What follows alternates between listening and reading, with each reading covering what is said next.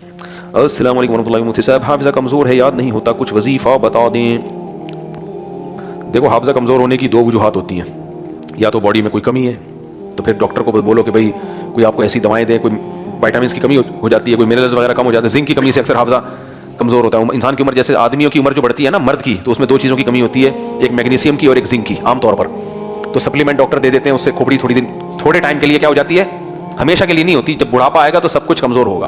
اور بعض دفعہ یہ ہوتا ہے کہ حافظہ اس لیے کمزور ہوتا ہے کہ کوئی حافظے کا کام ہی نہیں کر رہا ہوتا آدمی، سارا دن بیٹھ کے پب جی کھیل رہا ہے، فلمیں ڈرامے دیکھ رہا ہے، دماغ جو قوت انسان کی استعمال نہیں ہوتی وہ قوت کمزور ہو جاتی ہے۔ دماغ استعمال کرنے سے اس کی صلاحیتیں بڑھتی ہیں، اور آپ یاد کرنا چھوڑ دو، دماغ سے سوچنا چھوڑ دو، تو دماغ بھی آہستہ آہستہ ڈیمیج ہونا شروع ہوتا ہے۔ زیادہ تر نوجوانوں میں جو دماغی مسائل ہیں وہ اس لیے کہ سوچنے کا کام انہوں نے کیا کر دیا ہے۔ سوچنے سے میری مراد یہ ہے کہ عشق کی یادیں سوچنا نہیں، مثبت چیزیں سوچنا، وہ مشکل سوالات حل کرنا، کوئی چیزیں یاد کرنا، اس طرح سے دماغ چلتا ہے۔